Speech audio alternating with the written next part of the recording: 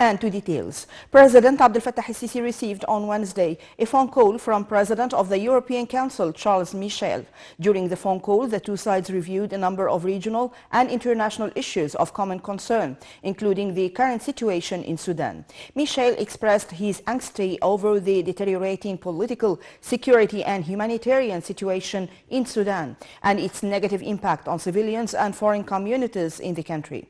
He also hailed the ongoing role exerted by Egypt to push forward ceasefire efforts and calm the situation there. For his part, President el-Sisi confirmed Egypt's full support to the Sudanese people during this critical and dangerous stage the country is passing through. The president also reviewed Egypt's current efforts to de-escalate the situation and reach a comprehensive ceasefire through communicating with activating powers at the regional and international levels. President el-Sisi also stressed the significance of intensifying efforts that aim at pushing forward peace to realize peace and security, taking into consideration the high interests of the Sudanese people.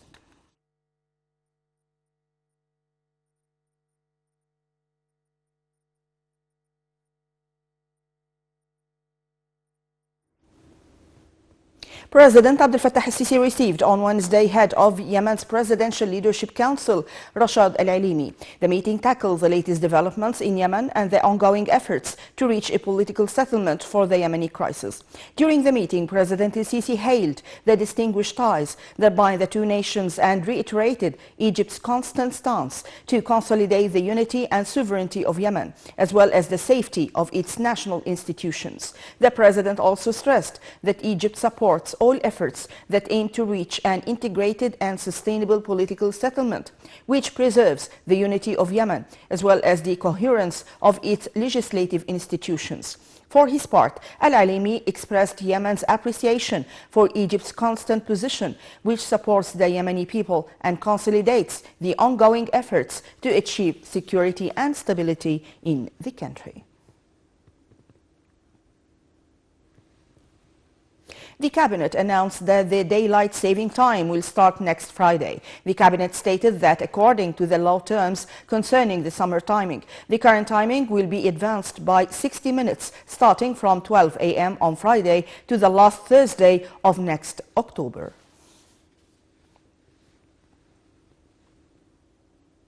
The National Dialogue Board of Trustees convened on Wednesday to complete preparations ahead of the National Dialogue's suggested launch on May 3rd. General Coordinator of the National Dialogue, Dia Rashwan, said the meeting put suggestions to the inaugural session, praising the decision of President Abdel Fattah el-Sisi to pardon a number of prisoners. The National Dialogue Board of Trustees also called on all Sudanese parties to negotiate for the sake of Sudan.